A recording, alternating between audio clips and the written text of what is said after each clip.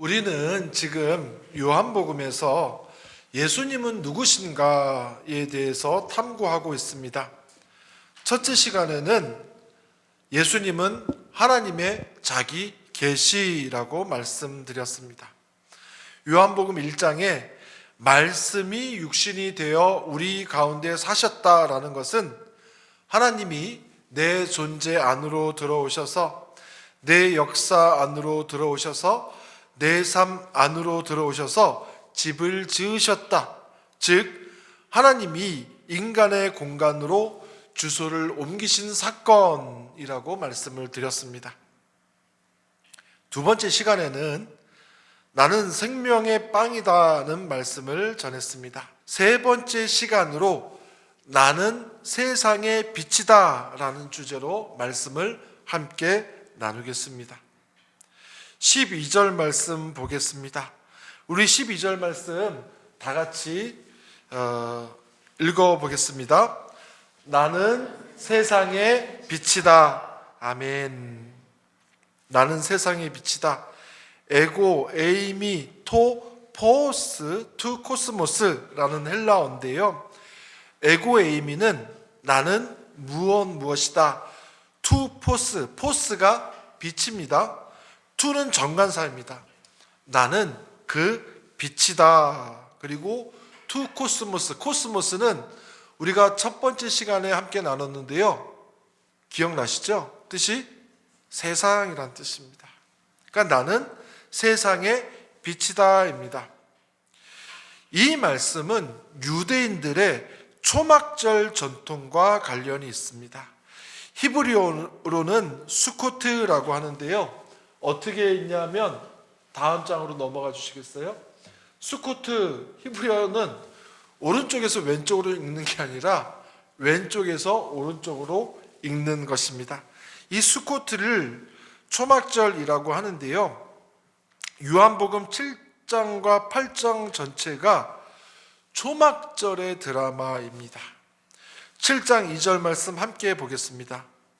유대 사람의 명절인 초막절이 다음 장에 유대인 사람의 명절인 초막절이 가까워지니라고 되어 있습니다. 그때부터 8장 오늘까지 읽은 부분이 다 초막절과 관련된 이야기입니다. 초막절은 뭐냐면 이스라엘 백성들이 가나안 광야 생활 40년 동안 하나님이 이스라엘 백성을 보호하신 것을 기억하는 절기입니다. 그래서 가나안 땅에 들어온 이후에도 항상 그 절기가 되면 이스라엘 백성들이 8일 동안 광야로 나가서 텐트를 치면서 살았습니다. 우리는 나그네였고 하나님이 우리를 적과 꿀이 흐르는 가나안 땅으로 인도해 주신 것을 기뻐하는, 기념하는 절기예요. 초막절을 상징하는 것에는 두 가지가 있는데요. 출애굽기 13장 22절입니다. 우리 다 같이 한번 읽어보겠습니다. 시작. 아멘은 불기둥이 그 백성 앞을 떠나지 않았다. 아멘. 구름과 불입니다. 구름은 무엇을 말합니까? 한낮에 이스라엘 백성들이 행진할 때 그 떼약볕을 막아주는 것을 상징하잖아요. 그런데 구름이 변하면 뭐가 됩니까? 비가 되잖아요. 비는 물입니다. 즉 초막절의 상징 두 가지는 물과 불입니다. 물기둥과 불기둥이라는 거예요. 요한복음 7장은 물에 대해서 설명하고 있습니다. 초막절 첫날이 되면 제사장이 실로암 못에서 물을 길어와서 예루살렘 성전 안에 있는 여인의 뜰이라는 곳에 붓는 의식을 진행합니다.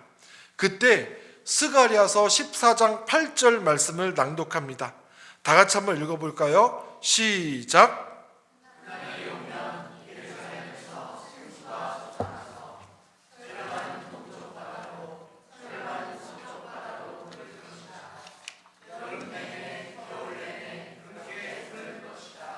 아멘.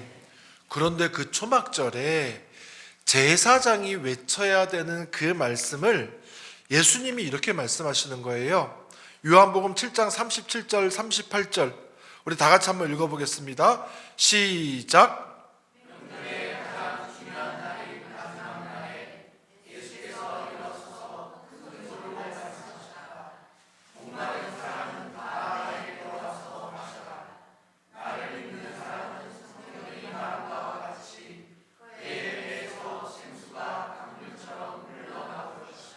아멘. 비교해 보십시오. 제사장이 외치는 스가랴 14장 말씀에서는 생수가 예루살렘에서, 더 정확하게 말하면 예루살렘 성전에서 흘러나온다라고 했는데, 요한복음에서는 생수가 예수님에게서 흘러나온다라고 하는 겁니다. 그러니까 예루살렘 성전을 예수님이 대신한 것이고 예수님이야말로 생명의 근원이 되신다라는 말씀입니다. 이해가 되시죠? 되세요, 안 되세요? 되잖아요, 그죠? 아직까지 어려운 게 없습니다. 지금부터가 어려워져요. 제가 말씀을 준비하면서 너무 힘들었습니다. 일주일 동안 어떻게 여러분께 설명을 잘 드릴지. 7장이 물에 대한 것이라면 8장은 초막절에 불에 대해서 얘기를 하고 있습니다. 제사장들은 초막절 내내 성전 안 여인의 뜰 내 모퉁이에 있는 큰 금 등잔에 불을 밝힙니다. 이 불이 예루살렘 성전을 중심으로 사방을 환하게 비칩니다. 혹시 뒤에 이미지 있죠? 요게 가상 AI가 만든 건데요. 저렇게 텐트 하나 있고 그 여인의 뜰 내 귀퉁이에 큰 횃불을 밝힌다라고 하는 겁니다. 그래서 지금도 이스라엘에서는 초막절을 어떻게 지키냐면 횃불도 켜지만 캠핑하는 것처럼 텐트 구석구석에 조명으로 예쁘게 꾸며놓고, 그게 초막절 전통으로 지금 지키고 있는 거예요. 이 예루살렘 성전에 밝혔던 그 빛의 의미는 뭐냐면 불기둥이죠. 또 이스라엘과 함께 하셨던 하나님의 임재를 가리킵니다. 그리고 그 하나님이 언젠가 우리를 구원하러 다시 오실 것이다, 메시아를 기다리는 의미도 초막절에 들어있는 거예요. 근데 바로 이때 예수님이 이렇게 선언하시는 겁니다. 나는 세상의 빛이다.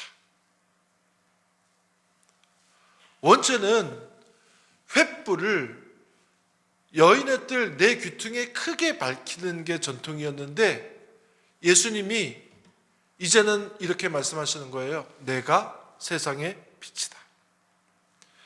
성전의 불빛이 아니라 예수님 자신이 참 빛이라는 것입니다.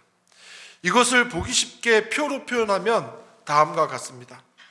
초막절 전통과 예수님의 선언이 딱 비교가 돼요. 구름 기둥은 뭐라 그랬죠? 구름은 물이라고 했잖아요. 예수님은 나에게로 와서 마셔라. 내가 생수의 근원이다. 또 불기둥은 예수님이 불기둥 대신 나는 내가 세상의 빛이다 말씀하시는 거예요. 초막절 전통은 그렇기 때문에 구약의 핵심 전통을 가리킵니다. 성전 중심. 그런데 이 요한복음에 나오는 이 말씀은 이제 성전에서 예수님 중심으로 바뀌었다라는 것을 드러내는 얘기입니다. 이 초막절은 요한복음 1장과도 연결됩니다. 그러니까 요한복음 전체가 어떻게 보면 초막절과 관련이 있다고 볼 수 있어요. 1장 14절 말씀 다 같이 한번 읽어볼까요? 시작. 아멘. 이거 다 한 겁니다. 호, 로고스, 사르크스, 에게네토라고 되어 있는데요. 에게네토가 무슨 뜻이라고 말씀을 드렸죠? 장막을 치다라는 뜻입니다. 초막절에 이스라엘 사람들이 뭘 쳤다고요? 텐트, 장막을 친 거예요. 이것과 연결되는 겁니다. 자, 정리를 한번 해볼게요. 초막절 밤이면 성전에는 크게 4군데의 큰 횃불이 타올랐고요. 백성들이 텐트 바깥에 수천 개, 수만 개의 등불을 켜고 초막절을 기억을 했습니다. 그걸 보면서 이스라엘 백성들은 광야에서 그들을 인도하신 구름기둥, 불기둥의 하나님을 생각을 한 겁니다. 그 빛을 보면서 장엄했을 거예요. 그렇지만 그 빛도 새벽이 되면 꺼집니다. 기름이 닿으면 꺼집니다. 언젠가는 사그러들게 돼 있어요. 바로 그 자리에서 예수님이 말씀하시는 거예요. 나는 세상의 빛이다. 이 말씀은 이렇게 들립니다. 성전의 빛이 아니라 내가 빛이다. 너희를 인도했던 불기둥이 바로 나다. 앞으로 영원히 꺼지지 않는 빛인 내가 너희를 인도할 것이다. 이렇게 말씀하시는 거예요. 나는 세상의 빛이다에 이어서 이렇게 말씀하십니다. 나를 따르는 사람은 어둠 속에 다니지 아니하고 생명의 빛을 얻을 것이다. 여기서 따르다, 아콜루세인이라는 단어인데요. 단순히 그 가르침을 실천한다라는 도덕적 차원이 아니라 이 단어가 어디에 쓰였냐면 제자들이 배와 그물을 버려두고 예수를 따라갔다. 여기에 씁니다. 여기에서 따르다가 아콜루세인이라는 단어예요. 무슨 얘기냐? 예수님을 따른다라는 것은 단순한 삶의 도덕적 실천이 아니라 완전한 방향 전환을 의미한다는 겁니다. 예수님 믿기 전과 후는 완전히 달라진다는 거예요. 그래서 예수 믿기가 힘듭니다. 얼마나 힘든지 몰라요. 어느 날 부자 청년이 예수님을 찾아와서 선생님, 제가 어떻게 해야지 구원을 받을 수 있습니까? 라고 물어보자 예수님이 뭐라고 말씀하시냐면 너는 너의 모든 재산을 다 팔아서 가난한 사람들에게 나눠주고 나를 따라올 것이니라. 그러자 그 얘기를 듣고 부자 청년이 근심하면서 집으로 돌아갔다라고 나와 있습니다. 만약 제가 여러분 모든 소유를 다 팔아서 나눠주고 예수님을 따라 나서야 합니다 라고 하면 여러분은 어떻게 하시겠어요? 아마 그 즉시로 짐 싸서 교회를 나갈 겁니다. 참 힘들어요. 그러면 어떻게 해야 되느냐? 어떻게 하면 제자들처럼 예수님을 따를 수 있겠습니까? 삶의 방향 전환이 일어날 수 있을까요? 단순합니다. 내 안에 예수님의 참 빛이 비치면 됩니다. 저 어렸을 때 집마다 다 양초를 구비해 놨어요. 왜 그랬죠? 그때만 해도 정전이 흔했습니다. 정전이 되어서 불이 안 들어올 때를 대비해서 양초를 상비해 놨습니다. 정전이 되어서 그럼 초를 더듬더듬 찾아서 성냥을 탁 켜서 초에 불을 붙이면 금방 어둠이 사라지면서 환하게 되었습니다. 어둠은 빛을 이길 수 없는 법입니다. 예수라는 빛이 내 안에 환히 비치게 되면 내 안을 가득 차고 있던 어둠이 자연스럽게 사라집니다. 부자 청년처럼 우리는 근심하잖아요. 어떻게 하면 예수님을 따라갈 수 있지? 어떻게 하면 예수님을 잘 믿을 수 있지? 그냥 예수님이라는 빛이 내 안에 비치게 되면 자연스럽게 해결된다라는 겁니다. 요한복음 1장 4절 5절 다 같이 한번 읽어보겠습니다. 시작.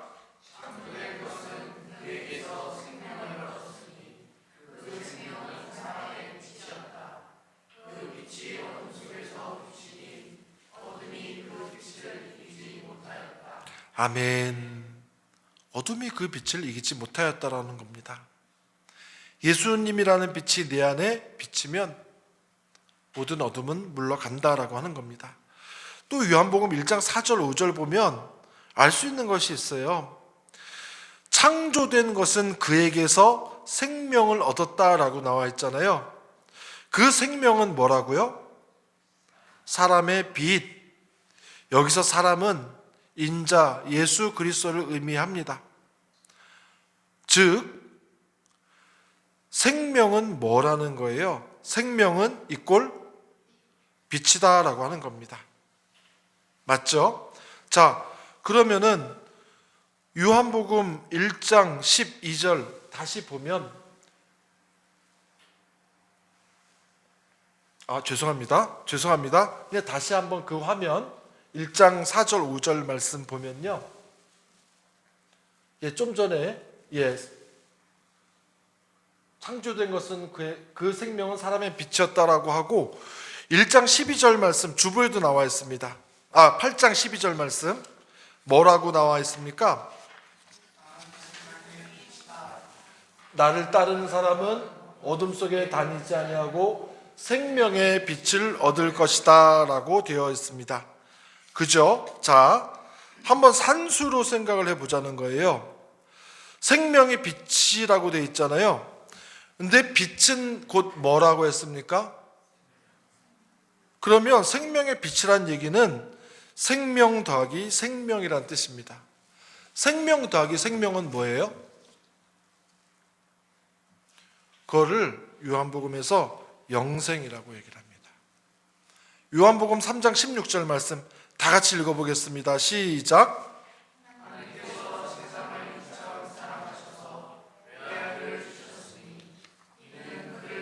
사람마다 멸망하지 않고 영생을 얻게 하려는 것이다. 아멘. 이게 요한복음의 핵심이에요. 예수님은 생명의 빛인데 생명의 빛은 생명 더하기 생명이고 생명 더하기 생명은 영생이다. 어렵죠, 요한복음? 그런데 성경을 계속 읽다 보면 어느 순간 연결되는 지점이 있습니다. 그리고 그것을 깨닫게 되면 새로운 세상을 경험하게 돼요. 나머지 부분은 간단하게 넘어가겠습니다. 이제 바리새인들이 딴지를 걸어요. 13절 말씀 우리 한 목소리로 읽어보겠습니다. 시작.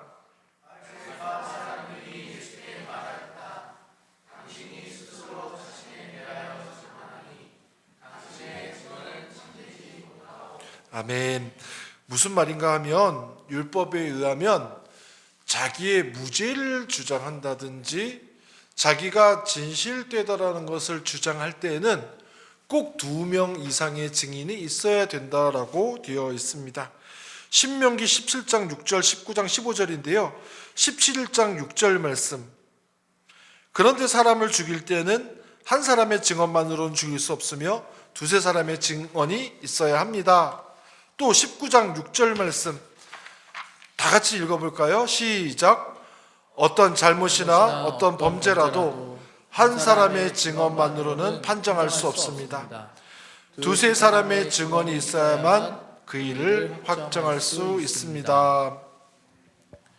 바리새인들의 논리는 너가 아무리 맞다고 떠들어도 두 사람의 증언이 없으니까 신뢰할 수 없다라는 겁니다. 그래서 예수님이 이렇게 말씀하세요. 18절 말씀 다 같이 시작. 하여 증언하는 사람이고 나를 보내신 아버지께서도 나에 대하여 증언하여 주신다. 아멘. 아멘. 예수님이 이렇게 말씀하시는 거예요. 몇 명입니까? 2명이잖아요. 예수님, 하나님. 근데 좀 억지스러워요. 그죠? 만약 우리가 누군가 토론하거나 논쟁할 때, 야, 증거를 대봐. 야, 내가 증인이고 하나님이 증인이야 라고 하면 그 토론이 안 될 거 아니에요. 그런데 예수님 입장에서는 이걸 어떻게 설명합니까? 이게 맞는 얘기인데, 자신이 진리인데, 대성금에 나오는 것처럼 홍시만 나는 것을 홍시만 난다라고 하지 뭐라고 얘기할 수 있겠어요? 사실 증인은 몇 명이라도 있습니다. 요한복음 1장 35절 36절 말씀 우리 다 같이 읽어보겠습니다. 시작. 다음날 요한이 다시 자기 제자 두 사람과 같이 서 있다가 예수께서 지나가시는 것을 보고서 보아라 하나님의 어린 양이다 하고 말하였다. 여기 세례 요한 증인 한 명 있잖아요. 그죠? 또 1장 41절 말씀 시작. 이 사람은 먼저 자기 형 시몬을 만나서 말하였다. 우리가 메시아를 만났소. 메시아는 그리스도라는 말이다. 안드레도 있고요. 1장 49절 말씀 시작. 나다나엘이 말하였다. 선생님 하나님의 아들이시요 이스라엘의 왕이십니다. 나다나엘도 있네요. 벌써 증인이 3명입니다. 4장 29절 말씀 사마리아 여인의 이야기입니다. 시작. 내가 한 일을 모두 알아맞히신 분이 계십니다. 와서 보십시오. 그분이 그리스도가 아닐까요? 여기 4명째예요. 사마리아 여인이 마을 사람들한테 가서 내가 선지자 메시아를 만났다라고 하면서 전해요. 그랬더니 4장 42절에서 마을 사람들이 이렇게 말합니다. 시작. 말하였다. 우리가 믿는 것은 이제 당신의 말 때문은 아니요 우리가 그 말씀을 직접 들어보고 이분이 참으로 세상의 구주이심을 알았기 때문이요. 그 수십 명, 수백 명이 지금 예수님을 증언하고 있는 거잖아요. 또 4장 54절 다 같이 시작. 아이 아버지는 그때가 예수께서 그에게 내 아들이 살 것이다 하고 말씀하신 바로 그 시간 것을 알았다. 그래서 그와 온 집안이 함께 예수를 믿었다. 아멘. 왕의 신하의 고백입니다. 요한복음 6장 14절 다 같이 시작. 사람들은 예수께서 행하신 표징을 보고 이분은 참으로 세상에 오시기로 된 그 예언자이다 하고 말하였다. 오병이어를 본 5,000명 이상의 사람이 한 고백입니다. 이렇게 많은 증인들의 증언이 있는데도 바리새인들은 안 믿기로 작정한 거예요. 절대 나는 안 믿겠다라고 생각을 한 거예요. 여러분은 어떻습니까? 예수님이 여러분 삶에 놀라운 기적들을 많이 베풀어 주셨는데 꼭 안 믿기로 작정한 사람들 같아요. 예수님이 그렇게 많은 기적을 우리 삶에서 보여주시고 여기까지 인도하셨는데 항상 두려워하고 걱정하고 노심초사합니다. 안 믿기 때문에 그런 거예요. 바리새인들하고 나의 모습이 다를 바가 없습니다. 예수님이 바리새인들에게 말씀하십니다. 너희는 나도 모르고 나의 아버지도 모른다. 너희가 나를 알았더라면 나의 아버지도 알았을 것이다. 요한복음의 신학은 분명합니다. 예수님을 모르면 하나님 모릅니다. 예수님을 알면 하나님을 압니다. 왜냐하면 예수님은 하나님의 자기 계시이기 때문입니다. 사랑하는 여러분, 오늘 우리는 무엇을 빛으로 삼고 살아가고 있습니까? 빛은 지금 우리 가운데 계신 예수 그리스도입니다. 지금 어둠 가운데 있는 분도 계실 것이고 빛을 찾아서 방황하는 분들도 계실 거예요. 그러나 분명한 것은 빛은 이미 우리 안에 있습니다. 그 빛이 우리의 내면을 환하게 밝혀주셔서 예수 그리스도를 따를 수 있는 저와 여러분이 되기를 축복합니다. 또 빛이신 예수님을 증언할 수 있는 분들이 다 되시기를 간절히 축원합니다. 우리 잠시만 말씀을 묵상하면서 기도하겠습니다. 나에게 주신 말씀을 기억하면서 주님, 이 말씀이 내 안에서 빛이 되게 해주십시오. 내 내면을 비춰주십시오. 내 삶을 변화시켜 주십시오. 우리 잠시만 침묵하며 기도하겠습니다.